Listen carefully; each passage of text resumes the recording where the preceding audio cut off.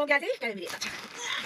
Yani kızlar bu sefer çok kullanılıyor şu an hepimden artık. Yine giyimler, böyle sırmalar, neler. Hoppa. Aha, benim yani. Yine kaset bulmuş. Kızlar ben kaset kastetiyim. Ay ne güzel. Ay Allah ya saçım açılır. Gel. Hoppalesine. Ay Allah. Ne güzeldi bu. Çok güzeldi. Çok güzeldi bu. Kızlar muhteşemdi. Bu nedir? Şey gibi açın başıma. Dingili. Şey kuyruk yıkıran be. Şampuan kuyruklar. Onlar açındı. Bakın. Kızlar yıkıran bile saçımı. Aha bu. Kıvırcık. Aha yine bir tane kopta geldi. Kızlar. Sürpriz ben kızıl rengi çok sevilen. Kızıl giyimlerden ötürü ölürüm. Bu nedir? Ay Allah. Aa bu şeydi. Koftadı bu. Numaralı koftadı. Bir düşmüş. Bunlardan ne kadar vuracağım ben? Yine 2-3 vuracağım bunlardan. Bir başka vuracağım. Yine başladım ben. Ay çok iyi vuracağım kızlar. Uzun küpeylerden. Ay Allah kızlar 4 tane.